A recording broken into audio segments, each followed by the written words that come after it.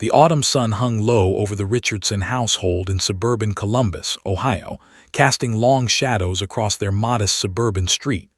It was a Tuesday afternoon, unremarkable, ordinary, the kind of day that families live through hundreds of times without incident.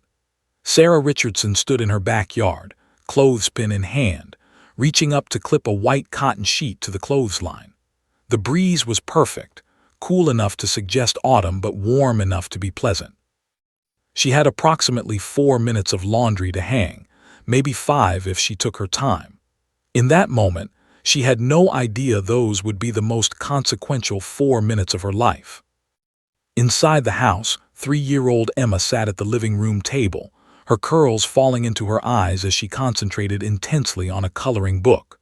Her tongue poked out slightly, a habit she had when focusing, as she colored a princess dress in brilliant shades of purple and pink. She was wearing her favorite outfit, white tights with tiny flowers, pink corduroy overalls, and a yellow long-sleeved shirt. On her feet were light-up sneakers that she had begged for at Target just 2 weeks ago. Emma was an independent, curious child, the kind of toddler who noticed everything and asked endless questions about how the world worked. Her intelligence was already apparent to anyone who spent 5 minutes with her. She was also, to her parents, becoming increasingly adept at opening child-proof gates. That morning, the handyman had arrived to fix a broken section of the backyard fence. He had propped open the rear gate to move materials in and out, and while he had closed it before leaving around lunchtime, he hadn't latched it properly. The gate now hung ajar by perhaps 3 inches, enough space for a determined 3-year-old to push through. Sarah had noticed the gate but had been distracted by a phone call from her mother. She reminded herself to check it later. Later never came. Emma had finished coloring that page and flipped to the next, a castle with turrets and towers. She colored in silence for exactly 2 more minutes. Then, somewhere in the magical way children's minds work, a thought occurred to her. What was Mommy doing? Where was she?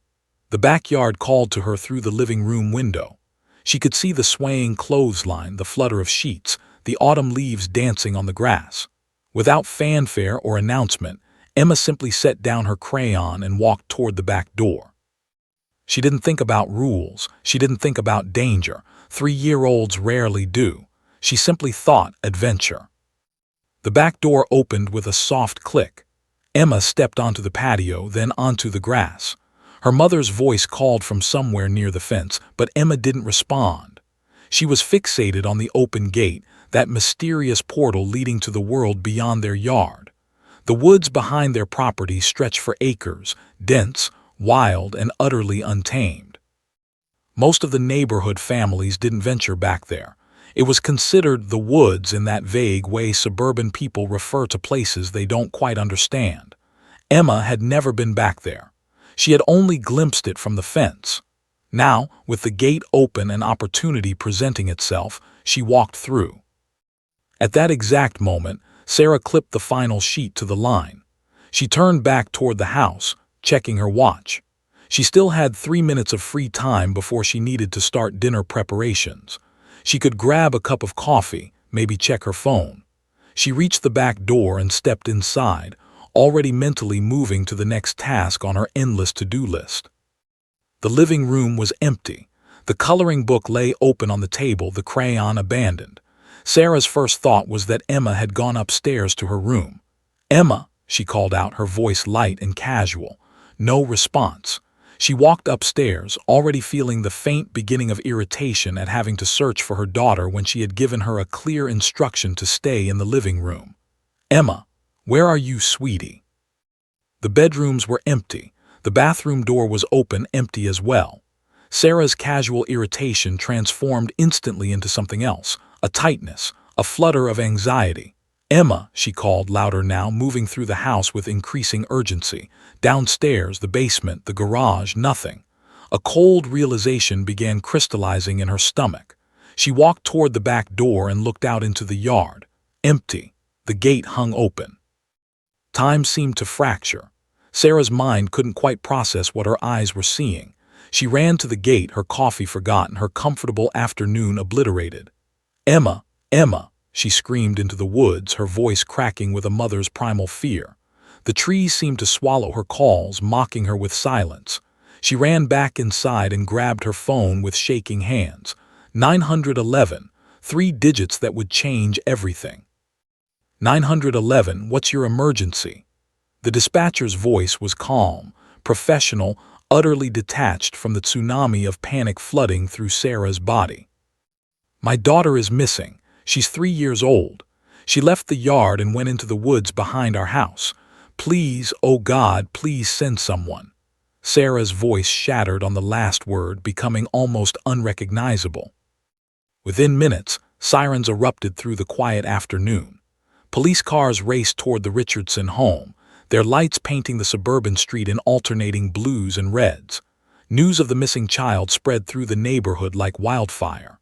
By the time the first officers arrived, neighbors were already emerging from their homes, confusion and concern etched on their faces.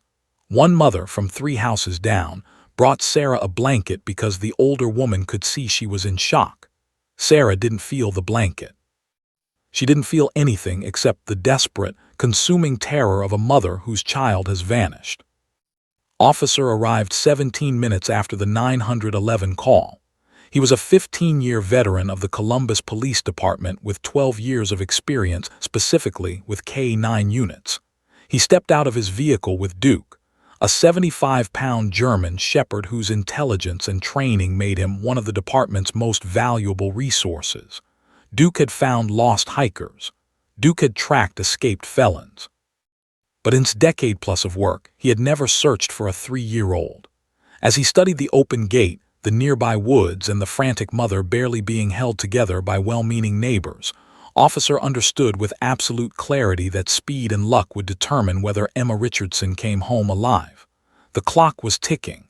Darkness would come in less than 3 hours. Temperature drops were inevitable. Dehydration, injury, predators. The list of dangers was endless. "We'll find her," said to Sarah, and in his voice was a certainty born of experience and training. But even he knew he didn't fully believe it.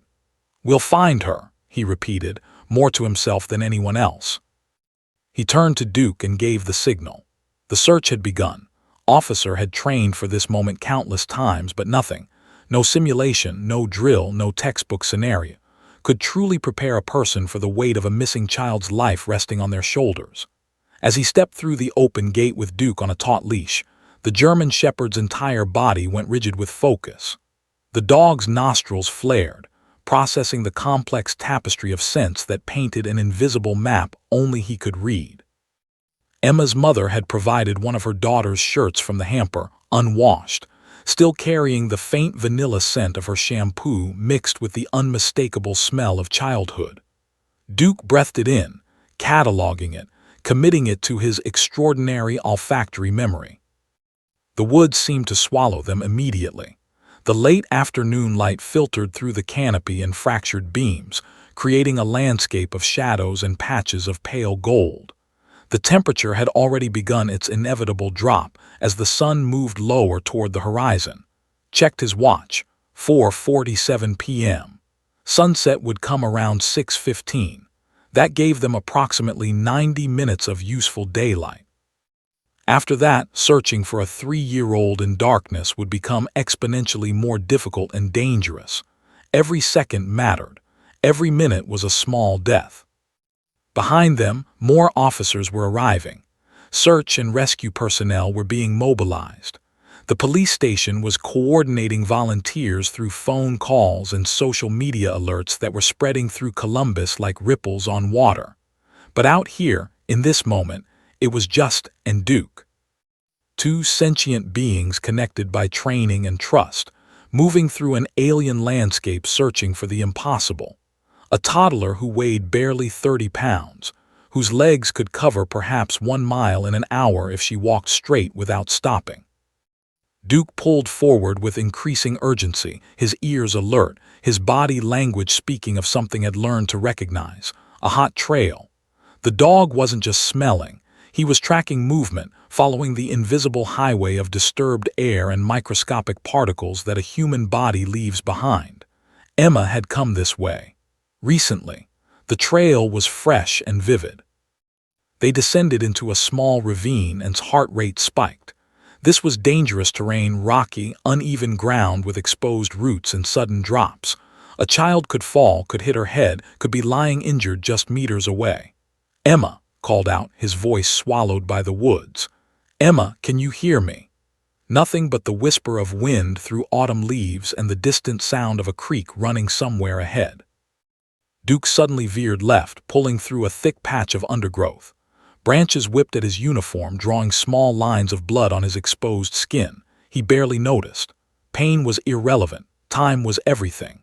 They emerged into a small clearing where a massive oak tree dominated the landscape. Duke circled the area, his entire body language screaming that something significant had happened here. Examined the ground carefully, using his flashlight despite the remaining daylight. Small footprints. Indentations in the soft earth. A pink item lying several feet away, his breath caught. He moved toward it carefully. It was a small shoe, a light-up sneaker. He recognized it immediately from the photograph Sarah Richardson had thrust into his hands 23 minutes ago. His jaw clenched. Emma had been here. She had walked this far. The realization was both encouraging and terrifying. Encouraging because the trail was clear, the scent fresh. Terrifying because a barefoot 3-year-old was now even more vulnerable to the elements, to injury, to the countless dangers lurking in an unforgiving natural environment. "Come on, boy," urged Duke, his voice tight with controlled urgency. "Find her, find Emma." They pressed deeper. The woods seemed to grow denser, more primordial. Estimated they had covered perhaps a mile from the gate. Emma couldn't have gone much farther. Her little legs simply couldn't sustain that kind of distance. But distance was deceptive in terrain like this. She could be 50 meters away, hidden behind trees and brush, calling for her mother in a voice too small to carry, or she could have fallen, or become disoriented. The possibilities spiraled through his mind like dark birds. The creek grew louder. They were approaching water. His mind raced through disaster scenarios. A child falling into water, hypothermia setting in rapidly, the current carrying her away. He moved faster, Duke keeping pace, the dogs breathing heavy and focused. They burst through the final barrier of brush and found themselves on the banks of a small creek, perhaps 3 feet deep in the center, flowing with the force of recent autumn rains. Duke's behavior changed again, more animated, whining. He pulled upstream and for a moment's heart plummeted had the child fallen into the water. But Duke's body language wasn't indicating tragedy, it was indicating search, urgency, heat. They were close, very close. Time had become elastic. Couldn't have said whether they had been searching for 20 minutes or 2 hours. His body was running on pure adrenaline and training, his mind operating in that peculiar state of hyperfocus that emergency situations demand. The sun was visibly lower now, painting the sky in shades of orange and purple. 30 minutes, maybe less, before darkness claimed the forest. "Emma," he called again, louder this time, raw desperation creeping into his trained officer's voice. "Emma, where are you?" They crested a small hill and through the trees ahead spotted something that made his entire body go cold. A large oak tree, its trunk massive and ancient, its roots twisted and gnarled. And beneath it, barely visible in the fading light, was a small shape. Pink, yellow, white. His professional training abandoned him. He ran. His legs pumped through the undergrowth, branches tearing at his clothes, Duke barking with what sounded like triumph. As he got closer, the small shape resolved into clarity. A child. A small girl with curls sitting beneath the oak tree, her tiny frame curled up against the massive trunk, wearing a pink jacket and yellow shirt.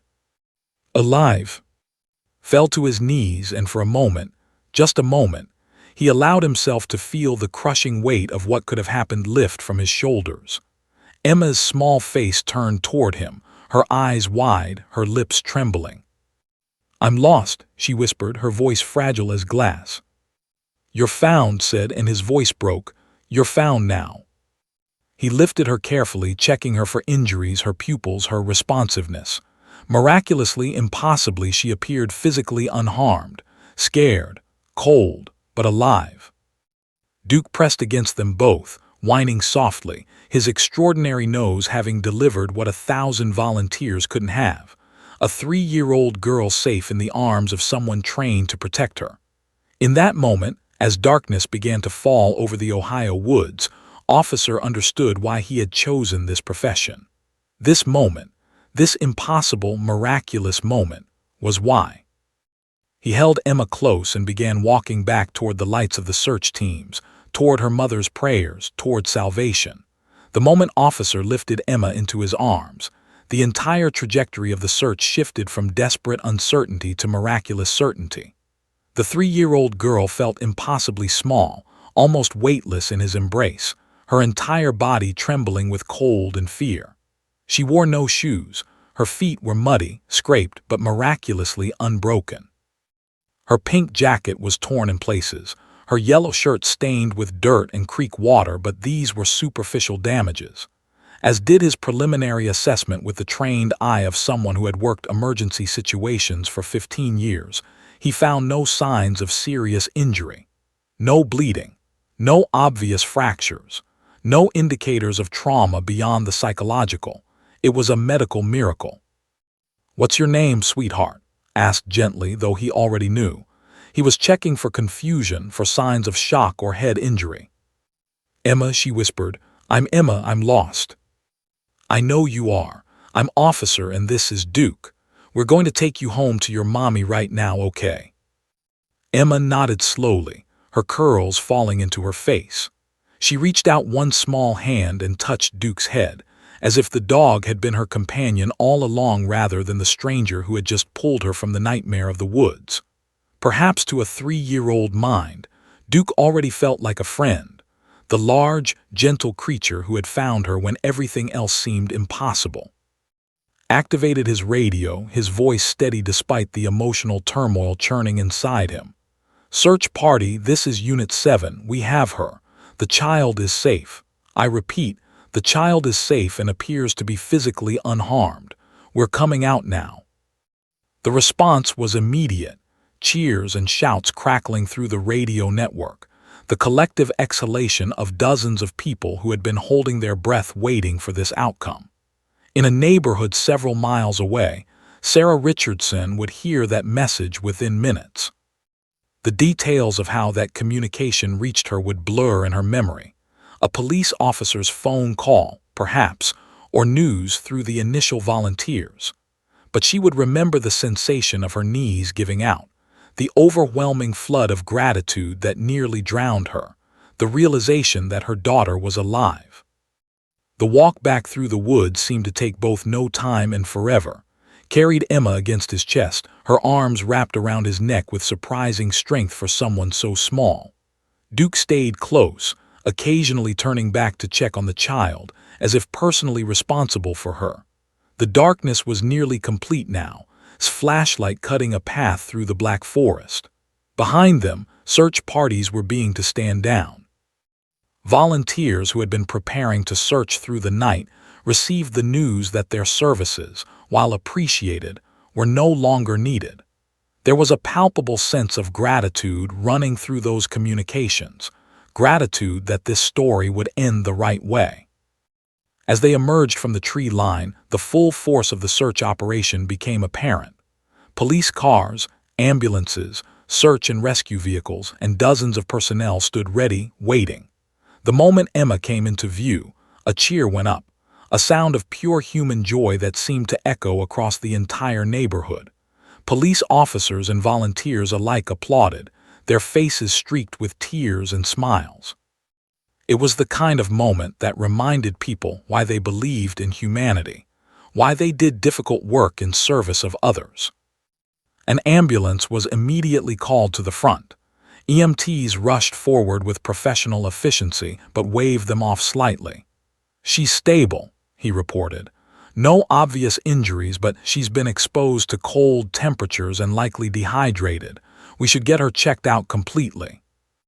The EMTs loaded Emma gently onto a stretcher, though she resisted being separated from Officer and Duke.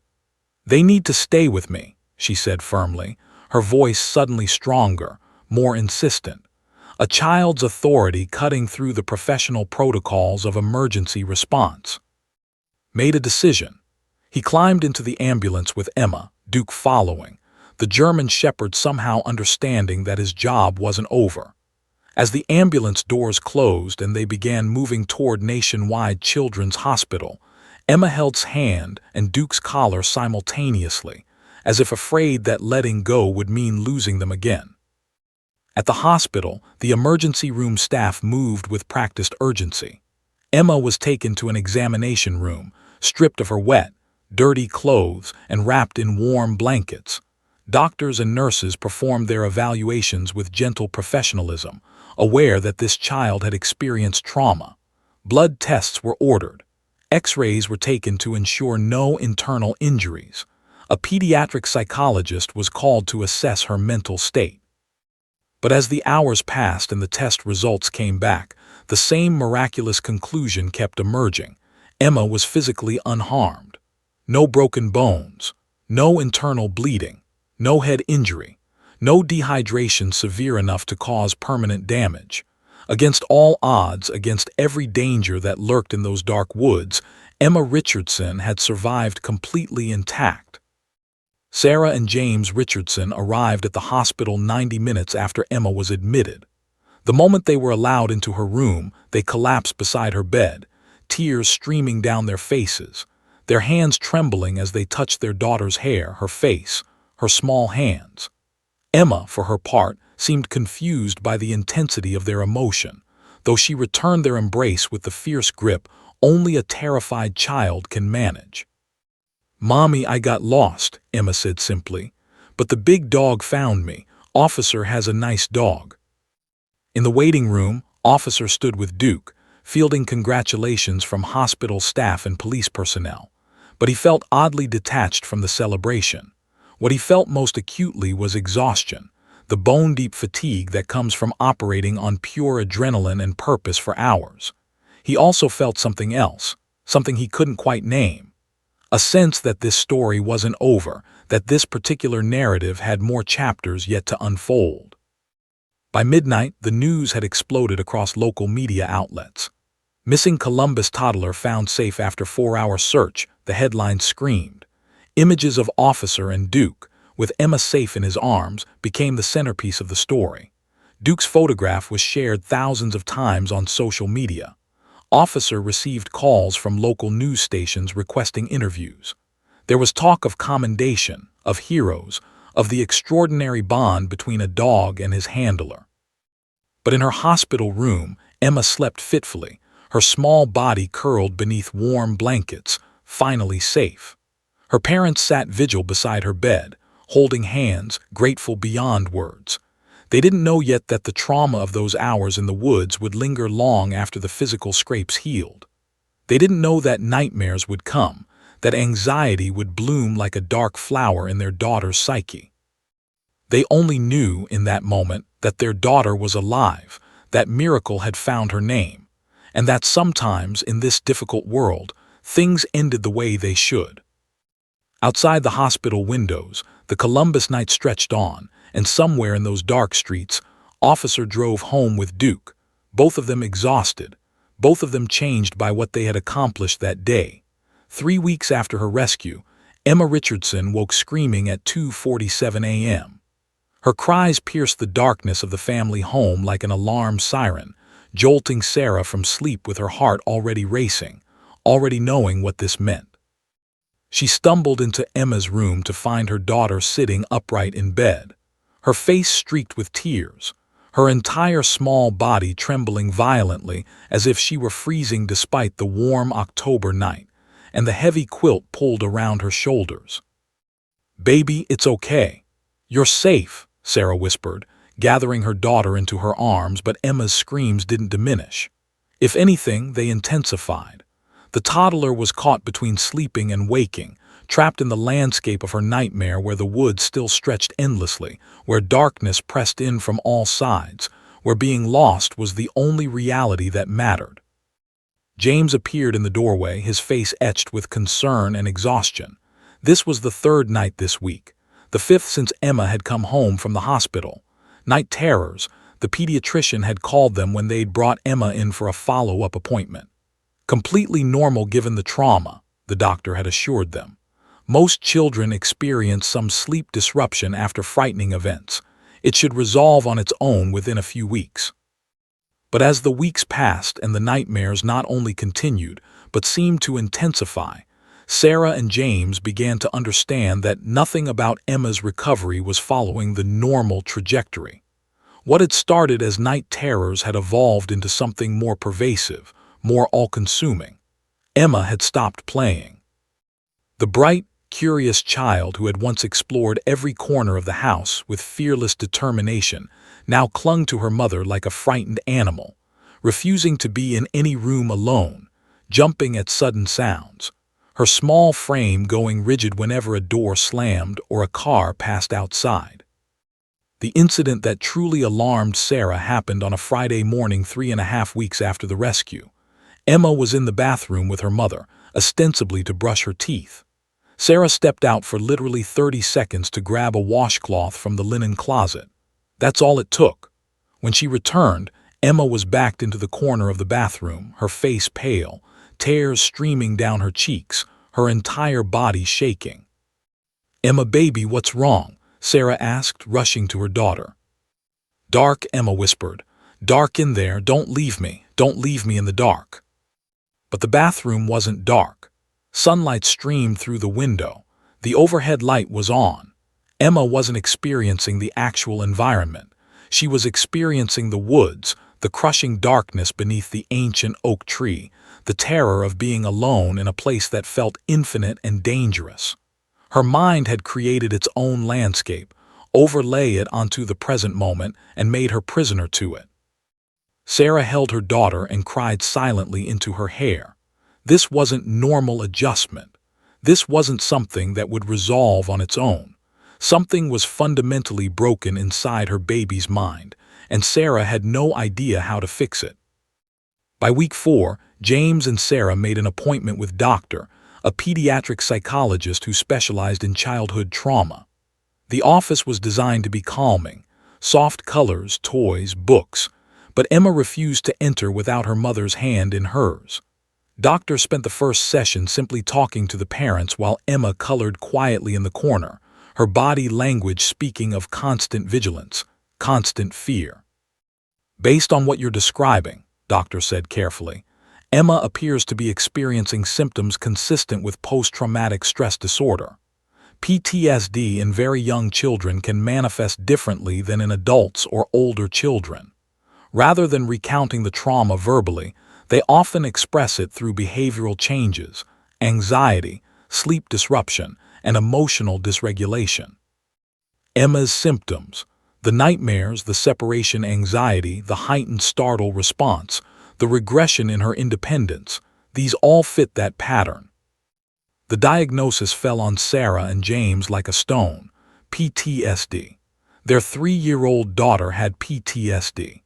It was a term they associated with soldiers, with people who had experienced unimaginable horrors. Yet here it was, attached to their small, haired daughter who simply wanted to color in peace. Therapy sessions began twice weekly. Doctor used play therapy, a technique where Emma could express her trauma through toys and storytelling rather than verbal processing. She had stuffed animals representing different emotions. She had toys that represented the woods, the creek, the feeling of being lost. Slowly, incrementally, Emma began to articulate her experience through play, but the progress was maddeningly slow. Weeks passed. Emma continued to have nightmares. The separation anxiety didn't ease. If anything, it grew worse. Sarah found herself unable to function normally. She stopped going to her part-time job as a bookkeeper, unable to concentrate on spreadsheets when her daughter was having panic attacks. She couldn't leave Emma with a babysitter. The child's anxiety at separation became so severe that the screaming and distress seemed worse than the original trauma. James tried to be supportive, but he was working longer hours to compensate for Sarah's lost income, and the strain was beginning to show in their relationship. Arguments erupted. Not angry arguments, but frustrated ones born of exhaustion and fear, and the feeling of helplessness that comes when you can't protect your child from her own mind. "We're doing everything right," Sarah said to James one night, her voice hollow. "We're going to therapy. We're following the doctor's recommendations, and she's not getting better, she's getting worse." The extended family weighed in with their own theories. Sarah's mother suggested that Emma simply needed more discipline, that coddling her was making her worse. James's brother wondered if they should consider medication, a suggestion that made both parents recoil in horror. A neighbor recommended a different therapist. Another suggested that Emma had somehow developed a psychological weakness and that what she really needed was more toughening up. None of it helped. None of it touched the core issue. Emma had experienced something terrifying. Her mind had registered it as a fundamental threat to her survival, and now her brain was stuck in a loop of fear and hypervigilance, unable to accept that she was safe. It was during this period of deepening despair, when Sarah felt closest to breaking completely, that officer called. He had been thinking about Emma, he said, wondering how she was doing. He had an idea, an unconventional idea, and he wondered if Sarah and James would be willing to discuss it. "What kind of idea?" Sarah asked, her voice cautious. She had learned to be suspicious of suggestions, of people offering easy answers to an impossible problem. "I think Emma needs to spend time with Duke," officer said simply. "Not much. Just supervised, controlled, calm interaction. I think facing the source of her fear in a safe context could help her brain understand that the fear was situational, not inherent." Sarah's first instinct was to refuse, but somewhere in the back of her mind, below the rational thought and the protective instinct, something whispered that this man, this officer who had found her daughter, who had held her safe in the darkest moment, might understand something about healing that the traditional approaches had missed. "I'll talk to James," she heard herself say, "and Doctor." The reactions were mixed, varied, but all of them carried a thread of possibility that had been missing from their lives for weeks. For the first time since Emma came home from the hospital, Sarah felt something other than despair. Maybe, just maybe, there was a path forward. Doctor studied officer across her desk for a long moment before responding. Sarah and James sat beside each other, fingers interlaced, waiting for the psychologist's verdict. The office was quiet except for the soft hum of the ceiling fan and the distant sound of traffic from outside. "It's unconventional," Doctor said finally, "but it's grounded in therapeutic principle. Emma's fear has become associated with the rescue itself, but more specifically with the element of being alone and lost. If officer's suggestion is to gradually recontextualize her interaction with the dog, from the association with trauma to the association with safety and comfort, then theoretically, it could work. The key would be absolute control, no pressure, complete voluntarism on Emma's part." "So it's worth trying?" James asked hopefully. "I think it's worth trying," Doctor confirmed, "with appropriate safeguards and oversight." 2 days later, on a Saturday afternoon, officer arrived at the Richardson home with Duke. Sarah had cleaned obsessively that morning, as if the cleanliness of the house could somehow affect the success of this therapeutic experiment. Emma was upstairs in her room, unaware of what was about to happen. James had decided to warn her gently. "A friend is coming to visit. Remember officer, the one who helped find you." Emma's response had been a small nod, her thumb drifting toward her mouth, a regression to infantile self-soothing that had become increasingly common. She didn't ask about Duke. Perhaps she already knew. When officer knocked on the front door, Sarah's hands trembled as she opened it. The officer stood there in civilian clothes, jeans and a blue polo shirt, but his bearing remained that of someone trained in crisis response. And beside him was Duke, his massive frame somehow less threatening in the daylight of the Richardsons' suburban home than he might have seemed in other contexts, yet still undeniably the same dog who had been part of Emma's worst experience. "Remember, we're in no rush," officer said quietly. "This is about Emma's pace, not ours. If she needs to just watch from a distance today, that's completely fine." They settled into the living room. Officer sat on the floor, deliberately choosing a lower, non-threatening position, and allowed Duke to settle beside him. The dog stretched out, his large head resting on his paws, his body language completely relaxed. Sarah sat on the couch, her heart racing, wondering what her daughter would do. Emma appeared in the doorway, her small form tense, her eyes fixed on Duke. For a long moment she didn't move. Officer didn't look directly at her. He simply talked quietly to Duke, scratching behind the dog's ears, seemingly unconcerned with Emma's presence. It was in non-threatening behavior. "Good boy, Duke," Officer murmured.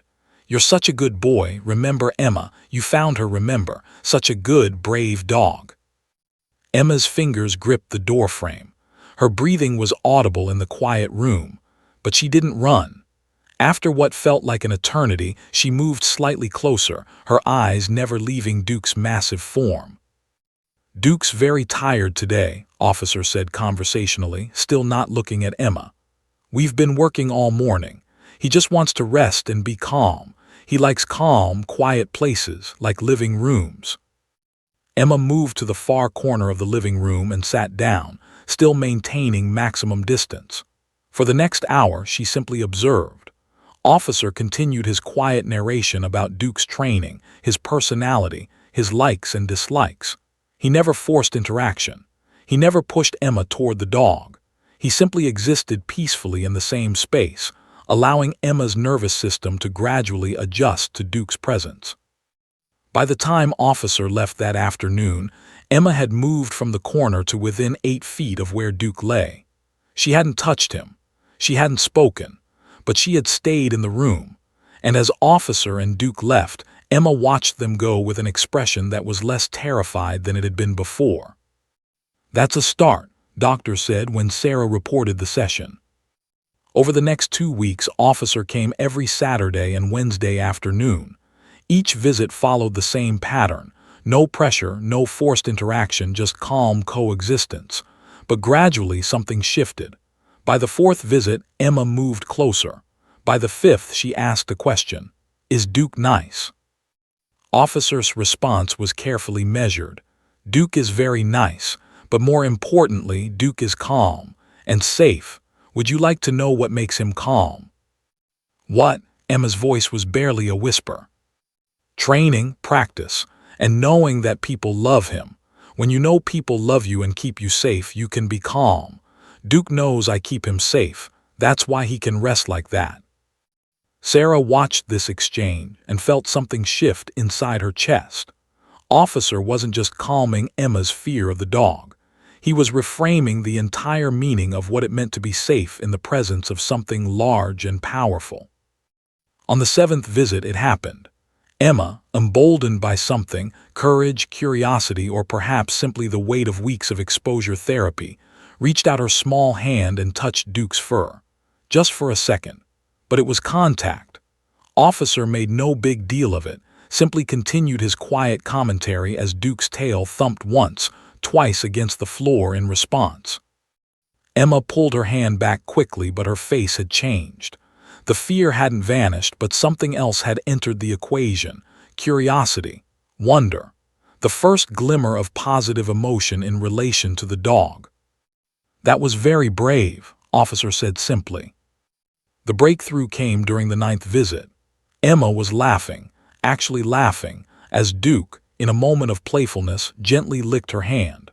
The sound was so unexpected, so different from the anxious quiet that had defined Emma's existence for weeks, that Sarah actually gasped. "He tickles," Emma said, giggling, her entire small body trembling with what was clearly joy rather than fear. Officer caught Sarah's eye across the room, and for a moment an understanding passed between them. This was working. This impossible, unconventional, therapeutic approach was actually working. Over the next 3 weeks, the changes became undeniable. Emma began requesting Duke's visits. "When is Officer coming?" she would ask each morning. Her nightmares decreased in frequency from 3 or 4 times a week to once or twice. She began engaging with other people again, her separation anxiety easing. The dark circles under her eyes started to fade. Her appetite, which had been poor, improved. She started drawing pictures of Duke, of Officer, of happy things. But the most significant change was in her eyes. The haunted quality that had lingered since her rescue began to lift. In its place came the familiar brightness of childhood wonder. "It's remarkable," Doctor said when she saw Emma 4 weeks into the Duke visits. "The progress is genuinely remarkable. Whatever is happening here, whether it's simple exposure therapy, the therapeutic relationship with Officer, or something about the dog's calming energy, it's working. Emma's anxiety levels have dropped significantly. Her sleep quality has improved. Her social engagement has increased. This is exactly the kind of breakthrough we've been hoping for." Sarah and James held each other that night, crying tears of gratitude and relief. Their daughter was coming back. Slowly, gradually, with the help of a dog and a compassionate police officer, Emma Richardson was healing. But none of them knew yet that this healing would soon be tested by forces none of them had anticipated. The letter arrived on a Tuesday morning in November, exactly 8 weeks after Emma's rescue. It was official looking, printed on heavy cream-colored paper with an intimidating letterhead from the law offices of and Associates. Sarah's hands actually trembled as she opened it. The words seemed to swim before her eyes at first, not making sense, then crystallizing into a horrifying clarity. They were being sued. The lawsuit was filed by Richard, the owner of the wooded property adjacent to the Richardson home, the property where the rescue had taken place.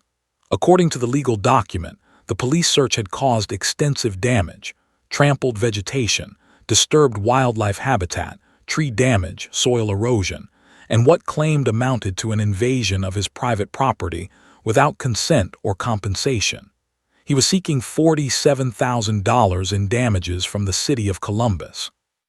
The city had forwarded the documents to Sarah and James because, the letter explained, Saturni had indicated he might expand the suit to include the family, arguing that their negligence in allowing their daughter to access the woods had initiated the entire chain of events.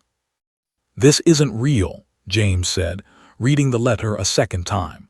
"They can't possibly expect us to pay for a rescue operation that saved our daughter's life." But it was real, and within days their lives began to fracture in ways they hadn't anticipated. The media got wind of the lawsuit almost immediately. Local news outlets that had celebrated the heroic rescue now seized on a different narrative: the controversy, the conflict, the legal battle. Reporters began calling the house at all hours.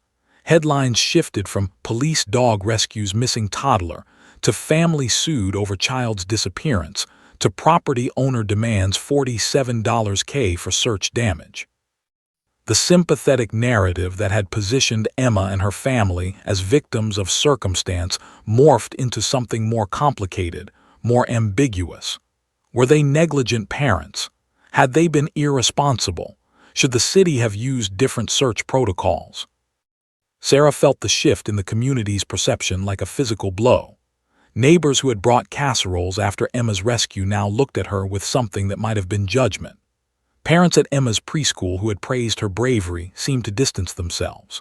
Online, anonymous commenters questioned Sarah's parenting choices, suggested that the rescue was dangerous and unnecessary, wondered aloud if Emma had actually been in real danger, or if she'd simply wandered a short distance away. But worse than the media scrutiny was what came from an unexpected direction: social services. A report had been filed, by whom Sarah and James were never able to discover, alleging that Emma's disappearance represented a case of inadequate parental supervision. A social worker named No Relation to Officer showed up at the house on a gray Thursday morning, carrying a folder and an expression of professional neutrality that was somehow more terrifying than overt judgment. "It's routine," explained, sitting in their living room, her pen poised over her notebook. "Whenever there's an incident involving a young child and potential neglect, we have to investigate. I'm sure you understand. Doesn't mean there's any presumption of guilt, just due diligence." But nothing about it felt routine to Sarah. Asked detailed questions about Emma's supervision, about the Richardsons' routine, about whether Emma had access to unsafe areas of the home, about their parenting philosophy and discipline methods.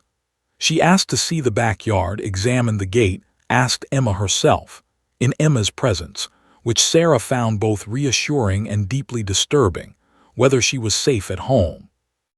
"Yes," Emma said quietly, clearly unnerved by the stranger asking questions. "Mommy and Daddy love me." "Do they ever leave you alone?" pressed. "No," Emma said firmly, "they're always there." The investigation lingered for weeks. More interviews, a review of medical records, school records, any document that might indicate neglect or abuse. The psychological toll was immense. Sarah developed anxiety so severe that she could barely eat. She lost 8 pounds in 3 weeks. James threw himself into long work hours, partially to escape the emotional minefield of home, partially to prepare financially for the legal battle that seemed inevitable. And through it all, Emma regressed. The progress she had made with Duke began to erode. She became clingy again. The nightmares returned, though less intensely than before. She was sensitive to conflict, flinching when her parents' voices rose in the inevitable arguments that stress brings to any marriage. "This is destroying our family," Sarah said to James one night, her voice hollow with despair. "The lawsuit, the investigation, the media circus, we survived the woods. How are we supposed to survive this?" The turning point came when the social services investigation concluded. After 6 weeks and multiple interviews, submitted her report. No evidence of neglect. The gate was an ordinary household feature. Emma's disappearance was an accident, not a result of parental negligence. The investigation was closed. It should have been a relief. In some ways it was, but the damage had been done. The family's privacy had been invaded. Their parenting had been questioned. The trauma of being investigated, of having a stranger scrutinize their life and their relationship with their daughter, lingered. Meanwhile, the lawsuit proceeded. The city's attorney, a stern woman named Sandra, reached out to the Richardsons to explain that their cooperation would be helpful to the city's defense, though they wouldn't be directly named as defendants in the trial. The city would argue that officer and the police department had followed all standard protocols, that the search was conducted safely and appropriately, and that had no legitimate grounds for his claim. But then something else happened that made the situation exponentially worse. The attorney filed a motion to expand the lawsuit, naming Sarah and James as defendants. The argument was that they had failed to secure their property against unauthorized access, the gate being the issue, that their failure had led to the search, and that they therefore bore partial responsibility for the property damage. "They're blaming us," Sarah said, reading the filing in doctor's office. She had been seeing the psychologist individually now, trying to manage her own anxiety. "They're saying this is our fault, that we caused all of this." The guilt that Sarah had managed to suppress, the private, shameful guilt that had whispered to her in dark moments, came roaring back with full force. Had she left the gate open? Hadn't she been careless? Hadn't she stepped away from Emma for those fatal moments? Rationally, she understood that accidents happen, that 3-year-olds are escape artists, that she had done nothing wrong. But rationally wasn't enough to overcome the emotional weight of guilt and self-accusation. James, meanwhile, was preparing for trial.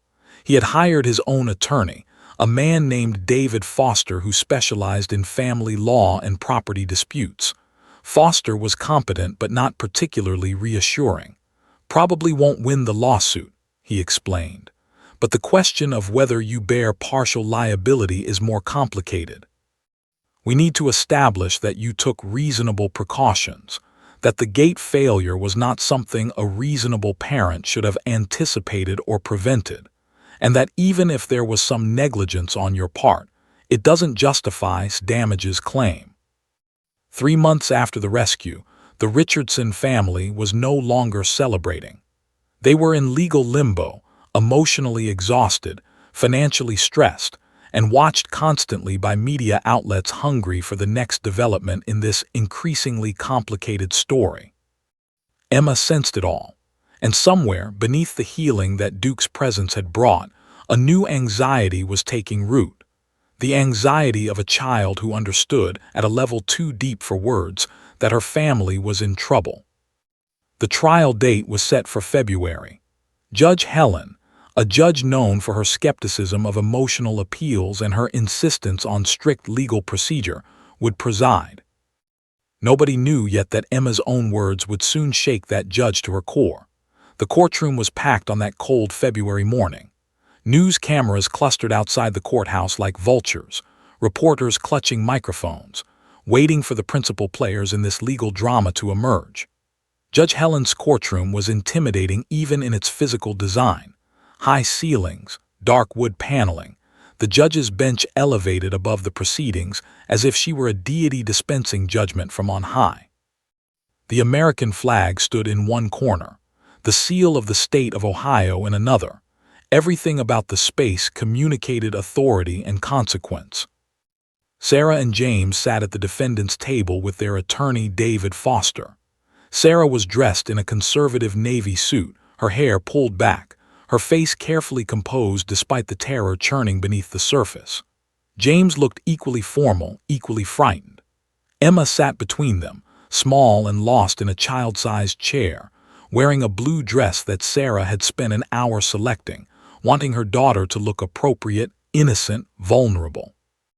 Across the courtroom, Richard sat with his attorney, a sharp-faced man named Gregory who had made his reputation on property rights cases and had a reputation for being ruthless in pursuing his client's interests, had already submitted documents claiming $47,000 in damages, with supplementary photographs showing the damage to the woods during the search operation. Judge Helen entered and the courtroom rose. She was a woman in her late 60s, with steel-gray hair and an expression that suggested she had seen every legal argument imaginable and had found most of them wanting. She had been a judge for 23 years and had a well-documented skepticism of what she called emotional appeals and extraneous sympathy. She believed in law, facts, procedure, not in the messiness of human feeling. "This case is concerning property damage and negligence," Judge began, reviewing her notes. "The plaintiff claims that the defendant's failure to secure their property against unauthorized access resulted in a police search that caused significant damage to his woodland property. The defendants claim they took reasonable precautions and that this incident was a reasonable accident that does not create liability. We will hear arguments from both sides." Presented first, his argument methodical and precise. He showed photographs of the woods, damaged vegetation, erosion patterns, disturbed trees. He presented evidence of the cost to restore the property. He argued that a reasonable homeowner should have maintained their gate in working order, that the failure to do so directly resulted in the child's escape, which directly resulted in the search, which directly resulted in the property damage. "Your Honor," concluded, "the defendant's negligence created a chain of causation that resulted in documented damages. They should be held responsible." David Foster presented the defense carefully. He argued that the gate had been closed. The fact that it hadn't latched properly was not a reasonable thing a parent should have anticipated. He presented expert testimony that supervised young children sometimes escape through small openings regardless of parental vigilance. He presented data on the standard protocols of police searches and argued that the city's search operations had followed all appropriate procedures, minimizing damage where possible. "Your Honor," Foster argued, "this was an accident, a tragic accident that had a miraculous positive outcome. But accidents do not create legal liability when reasonable precautions have been taken." Judge listened impassively, taking notes, her expression revealing nothing. Then came what nobody expected. During a recess, Sarah approached Judge's bench with a request. Foster looked confused, then alarmed. "Sarah, you can't just approach the judge." "I'd like to request that my daughter be allowed to speak," Sarah said quietly. "Not formal testimony, just to say something." Judge looked up from her papers, surprise flickering across her stern face. "That is highly irregular." I understand, Sarah said, but I think it's important that you understand what this case is really about. Not property, not damages, a child. The child we were terrified we'd lost forever. If you'll allow it, I'd like her to speak. The judge studied Sarah for a long moment. Then, unexpectedly, she nodded. Against my better judgment, I will allow it, but this will not be formal testimony. The child will not be sworn in. She will simply speak, and then we will continue with the proceedings. Understood. Understood, Sarah said, tears already gathering in her eyes. When the proceedings resumed, Sarah led Emma to stand before Judge. Emma was tiny in the vast courtroom, her small frame dwarfed by the architecture of authority that surrounded her. She clutched the stuffed dog, the toy Duke that had become her constant companion, against her chest. The courtroom fell completely silent, even seemed unsure how to proceed, having no legal basis to object to a child simply speaking to a judge. Emma, Judge said, her stern voice softening slightly, what would you like to say? Emma looked up at the judge, her small head tilted back, her blue eyes meeting the judge's gray ones. For a moment she said nothing. Then, in a voice that was barely a whisper but somehow carried perfectly through the silent courtroom, she began to speak. I got lost in the woods, Emma said. I was scared. I couldn't find my mommy. It was dark and I was cold and I was so scared. Judge's expression didn't change, but her pen stopped moving. She was listening with complete attention. Then Officer found me, and Duke found me, and they brought me home to my mommy and daddy. I was safe again. Emma's voice wavered slightly. My mommy and daddy were really scared I was lost, but they loved me. They didn't do anything bad. They loved me so much. Sarah felt her knees weaken. James reached out and steadied her. The big dog helped me not be scared anymore, Emma continued, lifting the stuffed Duke higher. I was really scared of the big dog at first because the big dog was there when I was lost, but Officer came to see me a lot, and he showed me that the dog is nice. The dog is nice and safe, and the dog helped me feel safe again. Emma's voice became stronger, as if she had found the courage to say something she had been thinking about for a long time. My mommy and daddy are good people. They take care of me. And the man with the dog took care of me. Everybody was trying to help me. And now I'm not scared anymore. I'm happy now. I like Officer, I like Duke. I like my mommy and daddy. She paused, looking directly at Judge. The woods were scary, but the people helped me. That's what's important, not the woods, the people who helped. For a moment that seemed to stretch into eternity, Judge simply stared at Emma. The judge's stern expression had crumbled. There were tears on her face, actual tears, running down her cheeks. Thank you, Emma, Judge said, her voice thick with emotion. She looked away quickly, as if embarrassed by her own reaction. Sarah reached down and gently lifted Emma, carrying her back to the defendant's table. Emma buried her face in her mother's shoulder, her small body releasing the tension it had been holding. Judge called for a 15-minute recess, during which she locked herself in her chambers. When she returned, her expression had changed. Something fundamental had shifted in her demeanor. She still looked like a judge, but she looked like a human being first. I'm going to rule, she announced, her voice steady but different from before. This case has been about property and damages and legal liability, but Emma Richardson just reminded us what's truly important: the extraordinary efforts made by Officer and his K-9 partner Duke to save a child's life. I find those efforts commendable, within standard protocol and necessary. I find that any search and rescue operation involving a missing child supersedes property rights considerations. I dismiss the lawsuit against the defendants. Stood to object, but Judge held up her hand. Furthermore, she continued, I am writing an opinion that will address not only this case but the broader principles it represents. Officer and Duke will be commended in that opinion. The city's search protocols will be validated, and the remarkable healing that has occurred, the human capacity for compassion and recovery, will be documented as an inspiration to this court. She looked directly at Emma. Sometimes the smallest voice speaks the greatest truth. In that moment, everything changed. The news broke that evening.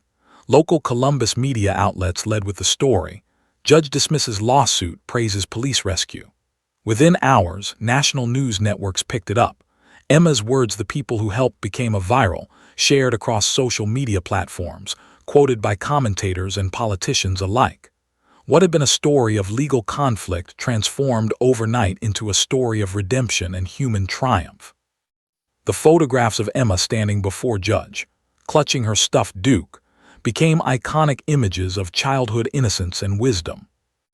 But in the Richardson household, the celebration was quiet and intimate. Sarah held James as he cried, not tears of sadness but of profound relief. The weight they had carried for months, the constant anxiety and dread, lifted like a physical burden. Emma was already asleep, exhausted by the emotional intensity of the courtroom, still clutching her stuffed dog. "We survived," James whispered. "We actually survived." Judge Helen's written opinion, released 3 weeks after the trial, became a landmark legal document. It was unusual in its breadth. Rather than simply addressing the property dispute, Judge used the case as a vehicle to discuss the intersection of child welfare, law enforcement protocols, and human compassion. She wrote about Officer and Duke with clear admiration, describing their actions as exemplary, heroic, and worthy of the highest commendation. She wrote about the Richardson family with sympathy, acknowledging the trauma they had endured and their courage in allowing unconventional therapeutic methods to help their daughter heal. But most significantly, she wrote about the therapeutic use of animals in trauma recovery. The opinion cited studies, referenced expert testimony, and concluded that what Emma had experienced, systematic, gradual to Duke in a safe, supportive environment, represented a valid and potentially revolutionary approach to childhood PTSD. Judge's opinion essentially gave legal and social legitimacy to what Officer had instinctively understood, that sometimes healing comes from facing our fears in the presence of compassion. Within weeks, mental health professionals were contacting the Richardson family, asking if they would participate in research studies about Emma's recovery. Doctor began presenting Emma's case at psychology conferences, carefully maintaining privacy while discussing the therapeutic principles that had been so effective. Academic papers were written. Textbooks were updated to include animal-assisted therapy as a recognized intervention for childhood trauma. Emma Richardson, at 3.5 years old, had inadvertently become part of a paradigm shift in trauma therapy. Officer received a formal commendation from the Columbus Police Department. He was invited to speak at law enforcement conferences about K-9 search and rescue protocols. Duke was presented with a special Medal of Valor, but downplayed the attention, insisting that he was simply doing his job, that the real hero was the family's decision to try something unconventional in service of their daughter's healing. "I just did what I was trained to do," told reporters. Duke did what he was bred to do. The real bravery belonged to Sarah and James Richardson, who trusted an unusual idea when their daughter was suffering. That took courage. 3 years later, on a sunny autumn afternoon that echoed the day Emma had gone missing, the Richardson family stood in front of their home with Officer and Duke. The occasion, a documentary film crew shooting a segment about Emma's story. At 6 years old, Emma was confident, articulate, and remarkably well-adjusted. She had no residual anxiety about woods or darkness. In fact, she had become interested in animals and had been taking riding lessons at a local stable. Her nightmares were gone. Her separation anxiety had vanished completely. "I remember being scared," Emma said into the camera with the clarity of an intelligent child reflecting on her past. "I remember the dark and being lost, but I remember Officer and Duke finding me, and I remember Officer letting me see that Duke was nice. That helped me understand that being scared doesn't mean something is actually bad." It was a sophisticated insight for a 6-year-old, but Emma had always been precocious. The Richardson family visited Officer and Duke regularly. Emma had become godmother-like to Duke, and the dog had become a fixture in her childhood, representing safety and healing. Judge Helen had her own transformation. She had requested reassignment to cases involving family law and child welfare, believing that her work on the Richardson case had awakened something in her about the importance of seeing the human beings behind the legal documents. She began advocating quietly within the judicial system for more nuanced approaches to family cases, arguing that blanket applications of law without consideration for context could cause profound harm. "That little girl taught me something," Judge said in an interview 5 years after the trial. "She taught me that sometimes the law isn't the most important thing. Sometimes compassion is. Sometimes acknowledging the extraordinary efforts people make on behalf of each other matters more than parsing property rights and damages." Richard, the property owner who had sued, eventually settled his dispute with the city for a modest amount that covered minimal actual damages. He never apologized publicly, but he did request that his name be removed from future news stories about the case. He seemed to understand, perhaps through quiet reflection, that his litigation had been on the wrong side of history. 5 years after Emma's rescue, the Columbus Police Department established the Officer Memorial Fund for K-9 training and animal-assisted therapy research. The fund, named to commemorate, who had not died but had retired from the force, was designed specifically to train police K-9s not just in search and rescue, but in therapeutic intervention. It became a model that other cities began to replicate. Most importantly, Emma thrived. She became a confident, emotionally intelligent young person. She maintained her close friendship with Officer and Duke. Duke was retired now, living out his golden years in comfort with his family. She began as a teenager to speak publicly about her experience, not from a place of trauma, but from a place of understanding. She talked about resilience, about the power of facing fear in safe environments, about how kindness from others could literally rewire a traumatized brain. "I'm not special," Emma told audiences at speaking engagements. "I'm just a person who experienced something scary and was lucky enough to have people around me who cared enough to try unconventional approaches to help me heal. If I'm an example of anything, it's an example of what happens when communities come together, when professionals collaborate creatively, and when we treat trauma as something we can transform rather than something that has to define us forever." On the 10th anniversary of her rescue, the Richardson family stood in front of the gates to the woods where Emma had been lost. The woods that had seemed so dark and dangerous now looked like just woods, trees and earth and natural beauty. Sarah held her daughter's hand. Emma was 13 now, at that threshold between childhood and adulthood, secure in herself, confident in her past. "Do you remember being scared?" Sarah asked gently. "Yes," Emma said, "but I don't remember being defined by it. I remember the people who helped. I remember Officer being patient. I remember Duke being gentle. I remember you and Dad never giving up on me." She paused. "I remember healing." That word, healing, captured the true resolution of Emma Richardson's story. Not the lawsuit dismissal, though that mattered. Not the media attention, though it had helped raise awareness. But the actual transformation of a traumatized child into a resilient young person who understood that fear didn't have to be permanent. That connection was the antidote to trauma, and that sometimes the smallest voice speaks the greatest truth. Years later, when people asked what the real lesson of Emma Richardson's story was, different people offered different answers. Some emphasized the importance of police training. Some discussed judicial reform. Some focused on animal-assisted therapy. But Emma herself had the simplest answer. The real lesson is that we can help each other. That when someone is hurt or scared or lost, if we show up with compassion and patience and creativity, we can help them find their way back. That's all Officer did. That's all my parents did. They showed up. They cared. They tried. And that changed everything. The woods behind the Richardson home had become just woods again.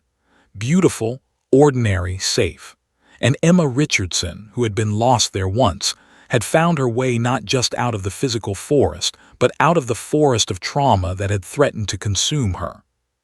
She had been found by a dog named Duke and an officer named. But more importantly, she had found herself.